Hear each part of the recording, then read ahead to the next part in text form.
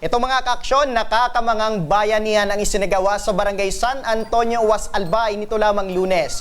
Mahigit 13 katao ang nagtulong-tulong na buhatin at ilakad ng 5 oras, partner, ang isang bagong panganak na nanay na si Aisa Matalipne gamit lamang ang kumot at kawayan.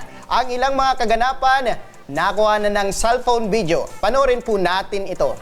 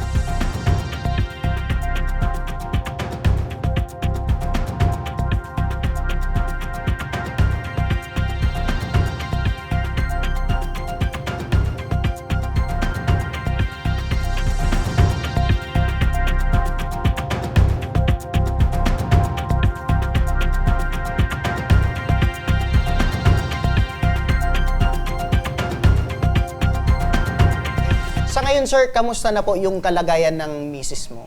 Bali po ngayon yung kalagayan po ng misis ko po, nagpapa-recover na lang po siya sa BRT sa hospital po. Okay, sir, matanong ko lang, totoo bang 5 oras yung linakbay nyo papunta dun sa ospital? Opo, sir. Bakit ganun kahaba or kalayo yung linakbay yun, sir? Ganun po talaga kalayo yung barangay namin. From barangay po namin, diretso po sa Piodoran is 18 kilometers po yan. Ilog po yung dinadaanan namin. Yung nakita niyo po sa video, yun na po yun talaga yung daanan namin. Wala na po kaming ibang way. Okay, dun sa barangay nyo, sir, talagang ganun ho ba ang pamamaraan tuwing may mga gano'n na sitwasyon o emerhensya na talagang kailangan na buhatin ng mga gano'n na... Opo, sir. Pag ganun po yung mga sitwasyon, lalo na po pag ulan po talaga, wala na po kaming ibang paraan. Yun na lang po. Maliban na lang po pag summer po. Makakapasok rin po yung sasakyan. So, ngayon, kamusta naman yung kalagayan ng yung anak nyo po? Bali yung baby ko po, sir, wala namang problema. Nandun po sa kapatid ko. Okay, pwede nyo ba, sir, na maikwento kung bakit kailangan pang maidala ito si misis mo sa ospital? Okay po. Ganito po kasi, sir, bali yung due date niya ng ultrasound ng asawa ko is January 5 po. And then po, nung lumagpas na po siya sa January 5, bumaba po kami ng Piodoran para po tumambay dun sa kapatid namin kasi doon na po kami maghihintay ng pag-labor niya. So, bali po, nung dumating ng ilang days, mga January 9 po, umakyat muna, uli po kami dun sa barangay namin sa San Antonio kasi iningi ko rin po yung nyuga ng kapatid ko. Sabi ko, ipakopra ko muna para may panggastos ka. Ikaw naman, tatay, dapat di mo na sinama si Mrs. Para at least, nanganak man si Mrs. Andun na sa Nandun na sa kababaan, sa... Hindi na doon Malapit sa na. bukid, hindi mo kaya na hindi mo kasama si Mrs. ano? Hindi po, ma'am. Sumama po siya kasi, ma'am, babalik rin po rin naman kami at that time na once na sumakit Pagpapunta na po, nyo doon, kasama ko siya. Wala pa naman po siyang nararamdaman. naglakad din kayo. Motor po, ma'am. Motor. So, maaring natalpag si Mrs. Hindi po, ma'am, ganun kalakasan yung tubig. Hindi po masyadong baka. Oo. Pero kung sana nandoon na si Mrs. sa, hindi na doon sa bundok, maaring hindi ganun, ano? Hindi ganun yung sitwasyon ng nilakad ninyo. Opo, ma'am. Pero okay lang naman. Ang importante, safe na nanganak Opo, si safe Mrs. na po, ma'am. Matanong ko si Mrs. Saan pala nanganak si Mrs.? Doon ba sa bahay ng kapatid mo? Hindi po, ma'am. Sa Piodoran Hospital po. Sa ospital na. So, Opo. ibig sabihin, nung nilalakbay nyo yung 5 hours na paglalakbay sa ilog. Eto ay nagli-labor pa lang si Mrs. Yes, ma'am. Yes, ma'am. Okay, kaya pala kita namin wala pang bata doon. Okay. wala pa po. So nagli-labor si Mrs. Yes, ma'am. Kitang-kita namin ilang mga tao kalalakihan yung nagtulong-tuloy. Yun ba yung mga kamag-anak mo, kaibigan? Yun po ma'am is yung tatlo po doon, yung dalawa po doon is barangay Kagawad, yung iba po mga barangay Tanod. Saludo kami Saludo po. sa mga barangay officials na sa ganung mga sitwasyon, bayanihan talaga, Yes, tulong ng ma'am. tulong. Barangay. Hindi nag-atubiling tumulong sa oo. nangangailangan. Opo ma'am. Habang nilalakbay nyo yon, si Mrs. ba ay umiinda na sa sakit?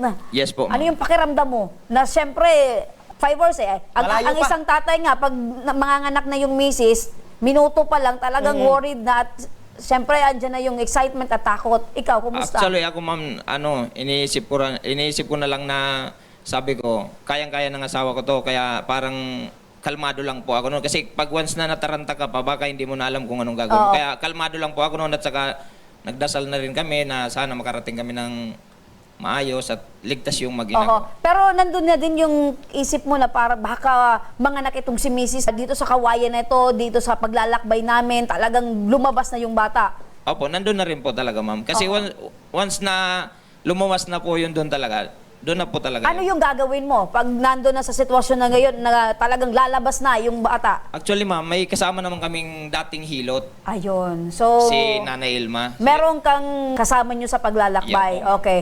Pang ilang anak nyo nga itong, Bali ma'am yan is pang-7 pero pang-5 buhay. okay, pang-7, pang-5 buhay. Sa anak mo yan na 7, first time ito na nangyari?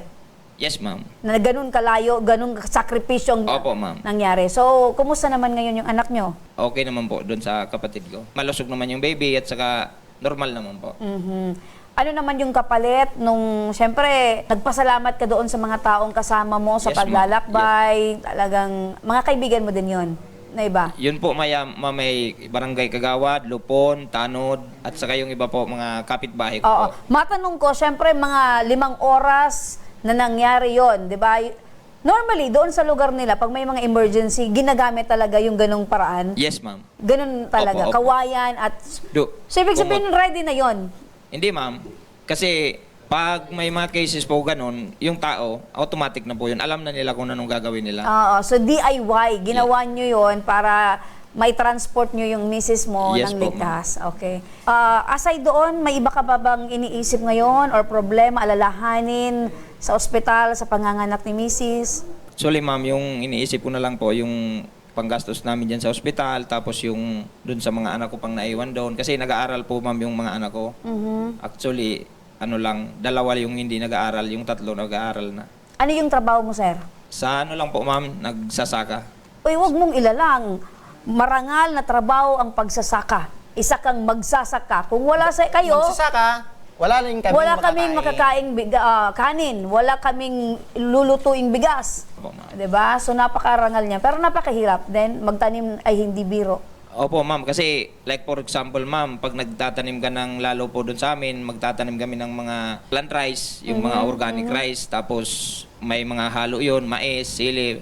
Yung time na yun ma'am, baka swerte mo na pagdating ng harvest, hindi kaabutan ng bagyo. Kasi Oo. ang harvest nun is Kalagitnaan. August. Oo, Oo, talagang August. andyan na yung tag-ulan. Yan, opo, ma'am. Pasok na yung mga bagyo dito Yes, sa ma'am. ating bansa. Opo, ma'am. Kumusta? Ngayong tag-ulan, kumusta yung pag-aani? So nagpapasalamat rin kami kasi okay naman po ma'am. Hindi naman kami Ayun. inabutan ng wala namang bagyong dumating sa amin. So at least naani rin po namin yung mga produkto Ayun. namin bago dumating yung ano. Mhm. So sa ngayon ba, meron pang mga, sabi mo, kailangan nyo yung mga pang-araw-araw na pangangailangan sa ospital. Meron ka na bang nakahandang pangbayad sa ospital? Wala pa po ma'am. Wala pa. So, Okay. yan ang ating bibigyang tugon ngayon. So, yan, So, partner. gusto mo bang matulungan ka namin sa alalahanin mo sa ospital? Opo ma'am. Isa lang. Okay. So ayan partner, Sir Michael, makinig ka. Para sa inyong alalahanin sa ospital, makakausap natin sa kabilang linya ng telepono si Ma'am LV Sedeño, ang coordinator ng Ako Bicol Party List. Ma'am LV, magandang hapon po. Yes po, good afternoon. Okay, ma'am, nandito po si Sir Michael dahil ang kanyang asawa ay nanganak sa ospital at alalahanin daw na ni Mr. ang gastusin or bills sa ospital. Ano po ba ang maaaring maitulong ng Ako Bicol kay Sir Michael? Yes po, ganito po yun sir. Once may bill na po yung pasyente ni tatay, may hospital bill na sila. Dalhin lang po niya sa atin sa Malasakit Center, wag siyang magalala, wala siyang babayaran. Okay. Ayun, walang babayaran tatay. Napakinggan mo si Ma'am LB. Opo ma'am, salamat po ma'am. Wala kayong babayaran. Pero Ma'am LB, ano na lang yung gagawin ni tatay para at least makauwi sila ng maayos, walang babayaran. Ano pa po yung ibang proseso? Once po na may bill na sila, dalhin lang sa atin sa Malasakit Center. And then, nung inadmit naman po yung pasyente ni tatay, meron naman po binigay sa kanilang blue card. May nakasulat na po doon na list of requirements. Sundin na lang po ni tatay yun. Okay. Miss LB, baka meron kang mensahe Yes dito po. kay tatay. Nakita mo ba yung sitwasyon kung paano nakarating ng ospital at bago manganak itong si Mrs. niya? Yes po. May mga sitwasyon na din kasi ako nakita yun Miss Remy, nasa bundok talaga nakatira, nilalagay sa duyan para lang madala yung pasyente. Advice na lang kay tatay sa susunod po ng mga anak uli si Mrs. Dali natin sa mas medyo malapit na sa kalsada, huwag naman sa bundok. So, ibig sabihin nito, Miss LB, maaaring mabuntis pa si Mrs. nitong si Mr. Tay, may plano ka pang dagdagan. Ano ma'am, ligation siya? For ligate na? Opo, ma'am. Or ligated na? Ngayon pa lang. Naka-schedule? Pinaligit na po. Pinaligate na, Miss LB. Wala ka nang dapat problemahin pa or ibilin kay tatay dahil naka-schedule na para i-ligate itong si Mrs. Apo, gagawin naman po yan dito sa atin sa ospital, sabi ng mga OB, para nga maiwasan na yung mga ganitong sitwasyon. Opo, it's part of family planning. Okay, maraming salamat po, Ma'am LB, sa inyo pong pagtugon sa pangangailangan ni tatay. Maraming salamat po. Thank you po. Tay, tamang desisyon yan, tay. Pinag-isipan niyo po ba na talagang tama na? Hindi na kasi nakakaawa naman yung asawa ko. Yun, tama yun. Maawa ka naman kay Mrs. 'Di ba? So, ang pagmamahalan ay pwede ma-express sa ibang bagay or sa ganun pa rin na bagay pero limitado na. Apo, ma'am. Ayun. Maraming salamat po tatay at wag po kayong mag-alala dahil lalabas po kayo ng ospital sa tulong po ng Ako Bicol na wala po kayong babayaran. Opo ma'am, salamat po sa Ako Bicol. At eto Michael, bukod sa sasagutin na ng Ako Bicol ang inyo pong alalahanin sa hospital bills, tanggapin nyo rin po itong munting regalo ng aming programa para po sa inyo ni Mrs. Aisa. Ayan, etong grocery pack. Ayan, tay, gamit po ng bata, gatas, diaper, tubig at iba pa pong pangangailangan sa pang-araw-araw. Maraming salamat po sa Ako Bicol. Tabang ura mismo, lalong-lalo na po sa lahat ng staff ng Ako Bicol. Nagpapasalamat po ako. Ayun. Ganyan po tumulong tayo ang Ako Bicol Party List, si Congressman Saldico sa lahat ng ating mga kababayang nangangailangan. Ang hiling lang po namin sa inyo ay ipatuloy nyo po ang pagmamahalan nyo ni Mrs. Aisa at alagaan nyo po yung inyong mga anak. Maraming Opo. salamat po tatay. Salamat din po ma'am. Naniniwala na po kayo ng Ako Bicol ay katulong nakakampi pa. Yes ma'am. Ayun, maraming salamat po tatay.